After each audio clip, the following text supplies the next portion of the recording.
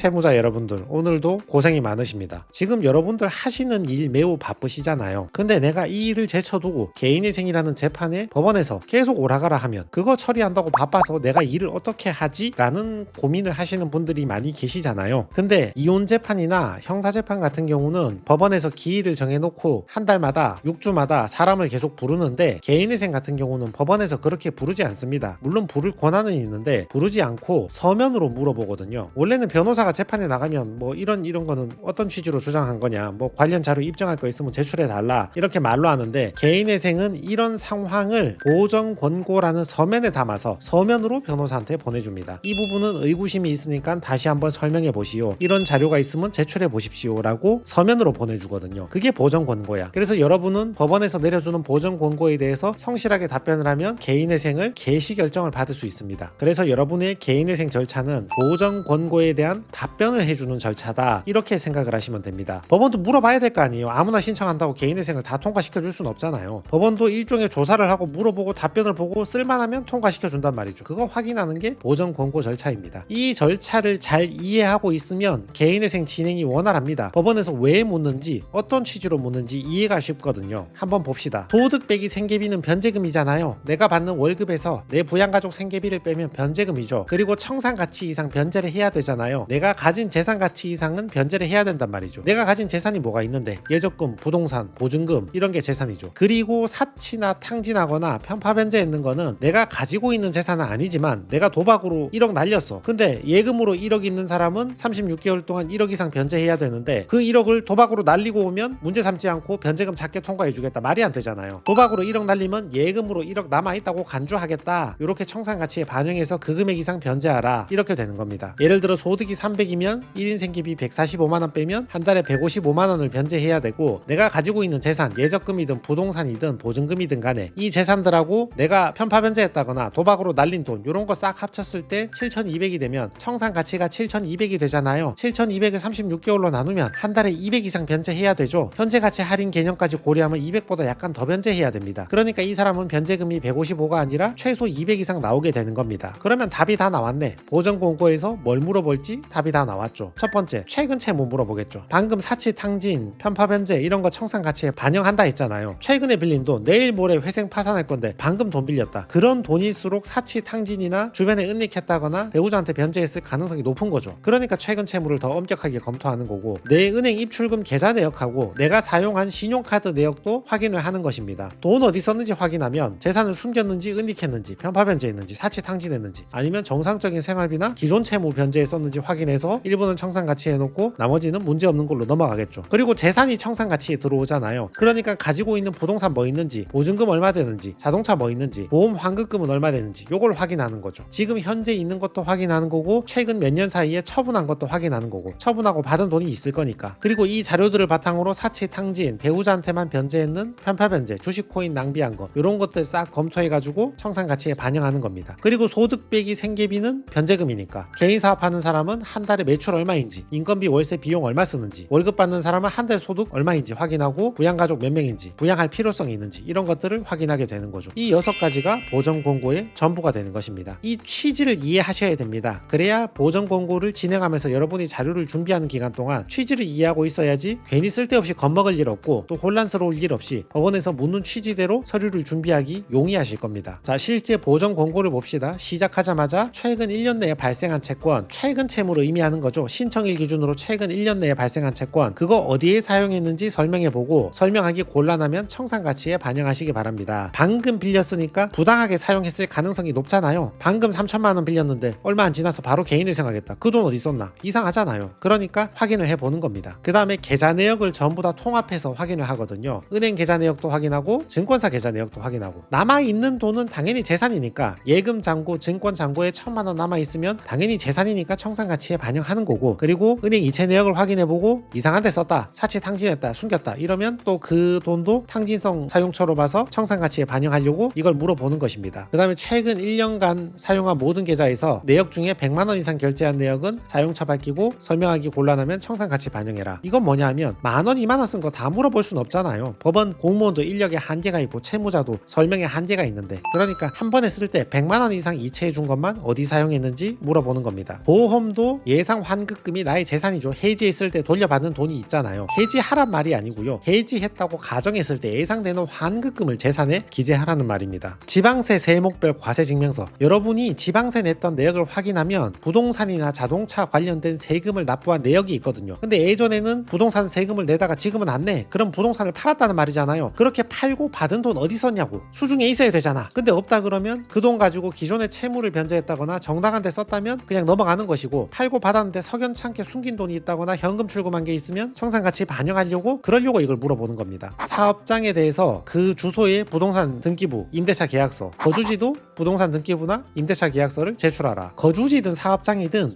내가 소유하는 곳에서 운영할 수도 있는 것이고 월세 빌려서 살 수도 있는 거잖아요. 등기부 확인해보고 내 소유라면 그게 부동산이 내 소유니까 재산 가치에 반영하려는 거고, 전월세라면 보증금이 나의 재산 가치잖아요. 그걸 재산의 청산 가치에 반영하려고 물어보는 것입니다. 신청인이 실제 거주했던 직전 3년간 주소지와 거주 형태에 대해서도 소명하라. 이건 뭐냐면 지금 사는 집이나 지금 운영하는 점포뿐만 아니라 예전에 내가 살다가 이사 나온 집 있잖아요. 그리고 예전에 운영하다가 폐업했던 사업장도 있잖아요. 거기에 대해서도 부동산 등기부나 전월세 계약서를 확인하는 겁니다. 내 건데 팔았다면 팔고 받은 돈이 있을 것이고, 전월세인데 해지했다면 돌려받은 보증금이 있을 테니까 그 돈의 행방을 물어보려는 것이죠. 소유한다면 재산이니까 청산가치 반영, 기존 채무 상환했다면 문제없으니까 넘어가고, 근데 사치탕진 이상한 데 썼다면 청산가치 반영, 신청인의 최근 1년간 순수익에 대해서 아래의 표를 작성해라. 여러분 세금 낸 내역도 있긴 하지만 자기가 세금 낸 내역하고 실제 소득하고 일치하는 자영업자는 거의 없잖아요. 그러니까 매출 비용을 다시 물어보는 겁니다. 여기 보세요. 매출 있잖아요. 이번 달에 고객들이 카드 결제 500만원 했다. 현금 이체 받고 계산서 발행한 게 500만원 된다. 그러면 이번 달 매출은 1000만원이죠. 근데 지출도 있잖아요. 월세 200만원 주고 인건비 200만원 주고 물건 대금으로 400만원 냈다. 그러면 800만원 썼다는 말이잖아요. 순수익 1000만원 빼기 800만원 하면 한 달에 200만원 버는 사람이다. 이 사람은 월급 200만원 받는 사람하고 비슷한 결과가 나오는 것이죠. 소득 빼기 생계비는 변제금인데 그 소득이라는 것은 매출을 의미하는 게 아니고 매출에서 비용을 제외하고 남는 순이익을 의미한다. 그런 말입니다. 자, 폐업한 사업장에 대해서도 물어보는 거죠. 폐업을 했으면 폐업하고 돌려받은 보증금이 있을 거 아니냐, 가게 팔았으면 받은 권리금이 있을 거 아니냐, 그 당시에 재고, 비품, 설비, 집기 있었으면 팔고 받은 돈 있을 거 아니냐, 그거 어디 갔나 물어보는 겁니다. 최근에 폐업한 사업장 같은 경우는 납세 내역도 확인하거든요. 지금 운영하고 있진 않지만 확인을 해봐야 되잖아요. 돈 많이 벌고 있는 사업장인데 갑자기 왜 이상하게 폐업을 했는가, 또는 일정한 금액의 매출이 나왔으면 남아있는 재산이 있을 건데 왜 한 푼도 없다고 하는 것이냐, 요거 확인해 보려는 거죠. 폐업한 사업장도 매출 세금 계산서하고 매입 세금 계산서 일정 부분은 확인을 합니다. 지금 사는 곳, 지금 운영하는 업장, 점포, 여기에 대한 임대차 계약서도 확인하지만 최근 몇 년 내에 처분한 업장에 대해서도 내역을 확인합니다. 빼돌린 거 있는지 확인하려고. 입출금 내역도 아까 말씀드렸듯이 확인을 합니다. 정당하게 사용했는지 부당하게 사용했는지. 그리고 여러분 계좌 하나만 보여주고 하나는 안 보여주면 안 됩니까? 뭐 그렇게 물어보시는 분도 있는데 조회하면 다 나옵니다. 내가 가지고 있는 계좌가 어디 있는지 전부 다 나옵니다. 어디 은행에 몇 건이 있는지 다 나오고 각 은행에 대해서 잔액 얼마 있는지도 전부 보고를 해야 됩니다. 농협에 계좌 상세 내역, 농협에 얼마 남아있다, 기업은행에 얼마 남아있다, K뱅크에 얼마 남아있다, 이거 다 나오거든요. 이거 전부 다 제출해서 남아있는 예금 잔액은 나의 재산이니까 청산가치에 반영이 되는 것입니다. 카드 사용 내역도 확인한다 했죠? 사치, 탕진, 도박, 게임머니 이런 거 쓰고 왔으면 청산가치에 반영하는 것이고, 그게 아니라 정당한 생활비나 기존 채무 상환에 썼다면 문제를 삼지 않고 넘어가는 것입니다. 우리 카드도 사용 내역을 확인했습니다. 요거는 보험 환급금 증명서. 보험사에 요청하면 환급금을 얼마를 줘야 되는지, 지금 해지했을 경우에 환급금이 얼마인지 예상 환급금 증명서를 보내주거든요. 해지해서 오란 뜻이 아닙니다. 폐업한 사업장도 세금 계산서를 확인하지만 지금 현재 운영하는 사업장도 한 달에 얼마 정도 계산서를 발행하는지 확인을 합니다. 만약에 이걸 확인 안 한다고 가정한다면, 돈을 많이 버는데 못 번다고 거짓말하면, 아까 보셨지만 기본적으로 자기가 손으로 적어서 자기 보고에 따라서 법원은